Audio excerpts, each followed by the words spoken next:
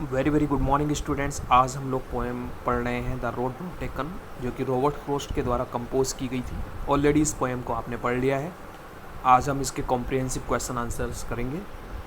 इसमें मैंने आपको समझाया था कि इसमें एक ऐसी रोड के बारे में बताया जा रहा है जिस पे नहीं चला गया। पोएट के सामने दो रोड आती हैं जो दोनों एक जैसी दिख रही थी, बस दोनों में ये अंतर था कि जो पहली रोड थी उस पे ज़्यादा लोग चले थे और दूसरी रोड थी जिस पे कम लोग चले थे। पोएट जिस पर कम लोग चले थे ऐसी सड़क को सेलेक्ट करता है, क्यों करता है और उसके जीवन में उसके क्या प्रभाव होते हैं, ये इसके बारे में हम इसमें पढ़ेंगे। आपने ऑलरेडी आपको पता होगा कि दो तरह के रास्ते होते हैं या दो तरह के काम होते हैं। एक ऐसा काम होता है जो सब लोग करते हैं और एक ऐसा होता है जो बहुत कम लोग करते हैं। तो हमें कौन सा काम करना चाहिए, कई बार हमारे दिमाग में ही सब आता है। तो हमें ऐसे समय में क्या करना चाहिए, इस पोएम को पढ़ करके हमें आइडिया लग जाएगा कि हमें क्या करना चाहिए। पोएट ने ऐसे काम को किया था, ऐसे वो सड़क पर चला था जिसको बहुत कम लोग करते हैं। मतलब उसने उसके मन में जो आया, उसके दिल में जो आई, क्योंकि दिल की जो आवाज़ होती है वो सच्ची आवाज़ होती है, तो उसने वही काम किया। अब देखिए इस पोएम के जो एक्सट्रैक्ट है, इसका जो लिया गया जो पार्ट है, भाग है, इसको पढ़ते हैं सबसे पहले और उसके क्वेश्चंस देखते हैं। And both that morning equally lay in leaves, and both that morning, और उस सुबह जो ये दोनों सड़कें थी, बोथ मीन्स होता दोनों, ये दोनों सड़कें थी मॉर्निंग उस सुबह, इक्वली ले ये दोनों एक जैसी दिखती थी, इन लीव्स पत्तियों के ऊपर, मतलब पत्तियाँ उनके ऊपर पड़ी हुई थी। पहली सड़क के ऊपर भी पत्तियाँ थी, दूसरी सड़क के ऊपर भी थी, तो दोनों बिल्कुल एक जैसी दिखती थी। No steps had trodden black, उन दोनों सड़क पर, क्योंकि सुबह का समय था, कोई भी नहीं चला था उन सड़क पर, कोई भी नहीं चला था। दोनों मतलब एक सड़क ऐसी थी जिस पे ज़्यादा लोग जाते थे, एक सड़क ऐसी थी जिस पे कम लोग जाते थे। लेकिन इस समय जो ये मॉर्निंग का समय है, इस पर कोई भी नहीं चला था। नो स्टेप मतलब कोई भी कदम, स्टेप मीन्स कदम होता है, ट्रोडन ब्लैक, कोई भी कदम उस पर नहीं चला था, मतलब कोई व्यक्ति उन दोनों सड़कों पर नहीं गए, इसलिए दोनों सड़कें एक जैसी दिखती थी। Oh I kept the first for another day, oh means अरे मैंने पहली वाली सड़क को दूसरे किसी दिन चलने के लिए छोड़ दिया, ठीक है ना।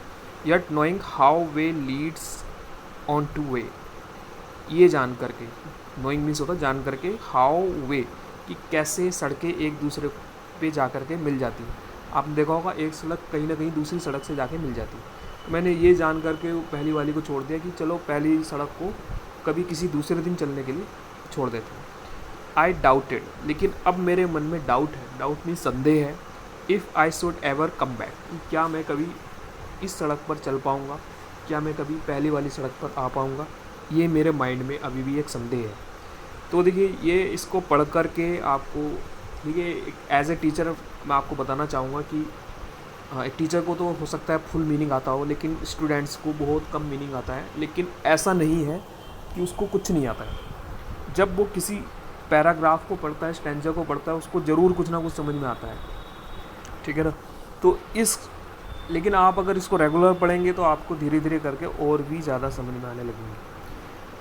तो लेकिन कोई भी स्टूडेंट ऐसा नहीं है कि उसको अगर ना पढ़ करके कुछ भी समझ में आए, ठीक है बच्चों।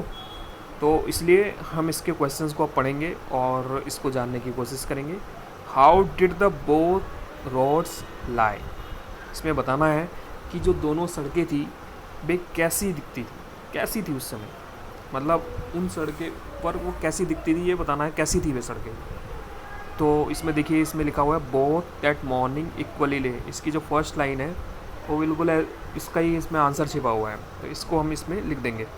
Both the roads laid there with their leaves and grass not crust, देखिए दोनों जो सड़कें थी लेड, वे बिल्कुल एक जैसी थी, एंड विद दियर लीव्स क्योंकि उन पर पत्तियाँ पड़ी हुई थी, एंड ग्रास नॉट क्रस्ट, और जो ग्रास था, जो घास था, उस पर किसी के कदम के या पैरों के निशान नहीं थे।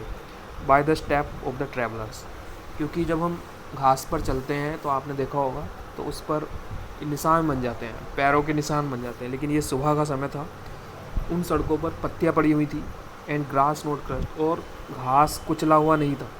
पैरों से घास कुचल जाता है ना जब आप घास पर चलते हैं, तो वो उस पर नहीं था। बोथ द रोड्स, जो दोनों सड़कें थी, लेड पे बिल्कुल एक जैसी थी, बी लीव्स क्योंकि इस पर पत्तियाँ पड़ी हुई थी, एंड ग्रास नॉट क्रस्ट, और जो घास का जो मैदान था, घास के जो घास वहाँ पे उगी हुई थी उसको कुचली हुई नहीं थी, ये कहने का मतलब है। नेक्स्ट क्वेश्चन है why did the poet leave the first road, क्योंकि उस पोएट ने, उस कवि ने पहली वाली सड़क को क्यों छोड़ दिया, है ना, क्यों छोड़ दिया बताइए। The poet left the first road in the hope that he would travel it on another day, उस कवि ने, जो पोएट था, कवि ने पहली सड़क को इसलिए छोड़ दिया, इस आशा में छोड़ दिया, होप मीन्स होता आशा, आशा में करके छोड़ दिया, that he would travel it on another day, कि वो इस सड़क पर किसी दूसरे दिन चल लेगा। Next question, why did the poet suffer from a doubt, जो कवि था सफ़र फ्रॉम ए डाउट, उसको क्या डाउट था, उसको क्या संदेह था। Poet doubted if he would ever come back to the same place to walk on the road that he had left for another day, poet को डाउट था, poet को बहुत बड़ा संदेह था, that he would ever come back, कि वो क्या कभी इस सड़क पर आ पाएगा, फॉर द सेम प्लेस, उस एक जैसे समान स्थान पर आ पाएगा, to walk on the road, उस सड़क पर चल पाएगा, that he would ever lever for another day, उस सड़क पर जिसको उसने किसी दूसरे दिन चलने के लिए छोड़ दिया। नेक्स्ट क्वेश्चन है who does both refer to, देखिए हु का मतलब, बोथ का मतलब क्या है, तो both means both refers to the two roads, both का इन लाइनों में मतलब है दोनों, टू रोड्स, दोनों सड़कें, दैट ले in front of the poet, जो कि पोएट के सामने है। ठीक है, लास्ट क्वेश्चन है इसमें, why does the poet doubt his coming back, poet को डाउट क्या होता है। देखिए इसमें लास्ट में आपको यही बताया गया था कि उसको डाउट होता है, आई डाउटेड है ना, आई doubted if I should ever come back, कि मुझे डाउट है, कि मुझे संदेह है कि मैं क्या कभी इस सड़क पर वापस आ पाऊँगा, तो इसको बताना है क्यों था ऐसा। The poet doubts his coming back because he knows his chosen road will lead to another, poet को डाउट था, संदेह था, that he is coming back, कि वो कभी वापस आ पाएगा, बिकॉज मीन्स क्योंकि ही नोज, क्योंकि वो जानता है, his chosen road will lead to another, कि जो उसके द्वारा चुनी हुई रोड है, क्या वो दूसरी उस पर चलेगा या नहीं चलेगा, उसका उसमें बहुत बड़ा संदेह होता है। तो ये सारी चीज़ें हैं जो आपको समझ में आ जानी चाहिए, और ये सब के बारे में समझाई गई है। उम्मीद है कि आपको समझ में भी आई होंगी। देखिए बिना पढ़ कर के कुछ समझ में नहीं आता है, आप जैसे पढ़ना शुरू करते हैं धीरे धीरे करके सारी चीज़ें समझ में आने लगती हैं।